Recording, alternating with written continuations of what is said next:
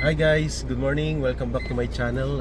Medyo matagal tayo hindi nakakagawa ng video regarding sa FOTON TRAVELLER natin. So, right now in this video, I'll give you some tips kung ano yung mga dapat nating kailanganin sa minor maintenance ng sasakyan natin ng FOTON TRAVELLER. For example, yung lube, engine oil, transmission oil, and differential oil, ano pa ba, air filter, fuel filter, and oil filter. Okay, lang masyado maingay pinto natin. Okay, so our engine sa FOTON TRAVELLER is Cummins 2.8 5141P. Yan, okay. So, papakita ko sa inyo. And this. Patang malabo. Okay. So, kapag pumunta kayo sa manual nyo, sa page 241, naka-indicate dito na yung grade ng langis na dapat gamitin natin in diesel engine na Cummins 2.8 is tan. Okay, dapat pasok siya sa standard ng API CJ4 and above oil. So nakalagay dyan, makikita nyo yan sa API CJ4. Yan, CJ4.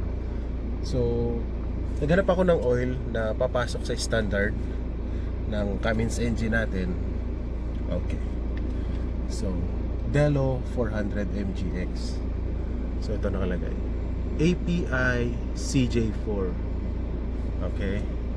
So, ibig sabihin, so, pasok siya sa standard. So, although meron ng engine oil ngayon na CH4, CI4, like that. So pwede rin yun, basta CJ4 and pataas. So yun na nakalagay ha. So pagdating naman sa manual transmission natin, manual transmission gear oil, ang nakalagay is gear oil type is GL4. GL4.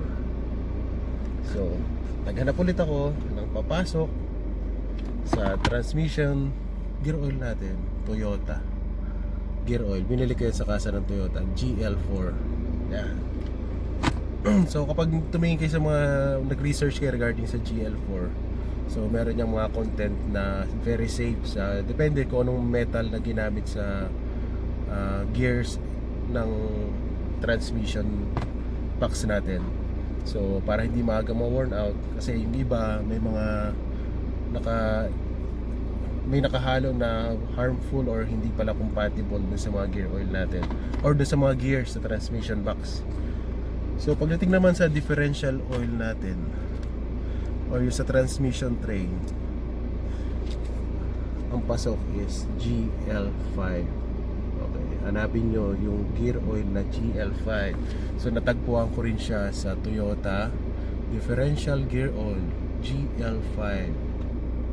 So don't try anything. So kailangan pasok na sa standard na ginagamit ng Cummins or ng FOTON. So yan yung sa ano natin ha, yung pasok sa mga standard na oil ng Cummins natin sa transmission and sa differential axle. So bigyan ko naman kayo ng tips regarding naman sa presyo ng air filter, fuel filter, and oil filter. Yan. So kung dati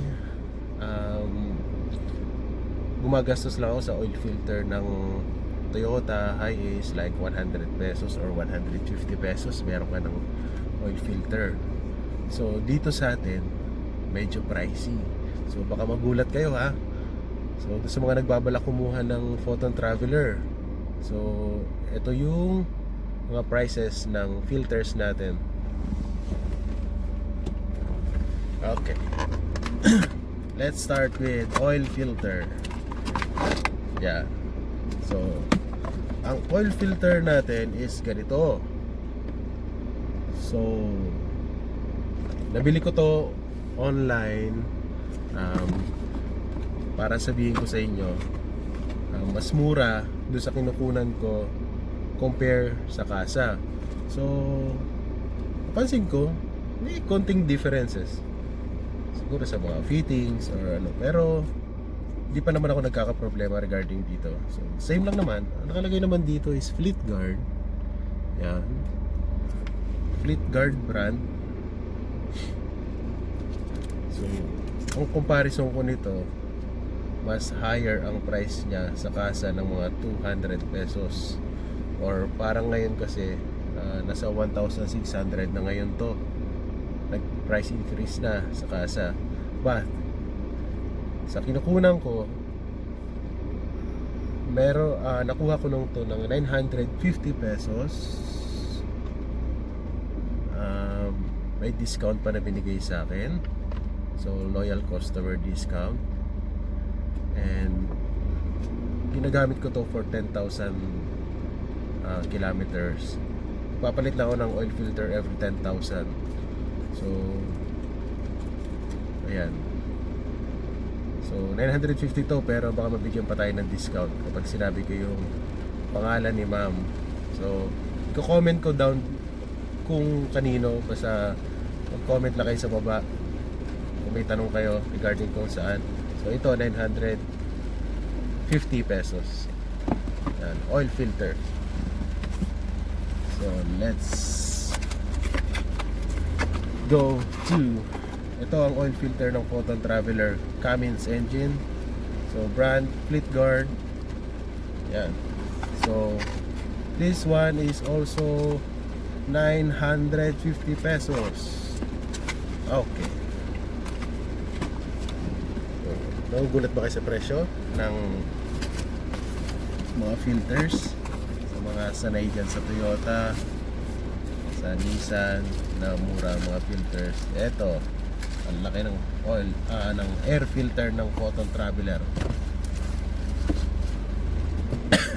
This one is cost 750 pesos. Yan. 750 pesos.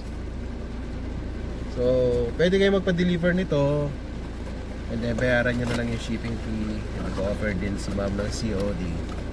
Yeah. So sasabihin ko sa inyo kung kanino, basta mag-comment na kayo sa baba, and please subscribe to my channel. So ayan guys, so wala na ako nakalimutan. So sa mga nagbabalak kumuha ng FOTON Traveller, yan yung mga pwede nyo gamitin sa maintenance, minor maintenance, sa mga oil filter, sa oil, sa differential oil, sa transmission oil. So ayan guys, so pupunta na ako sa kay Mr. MJ para magpa-change oil at magpalit ng brake shoe. So thank you for watching guys. So salamat.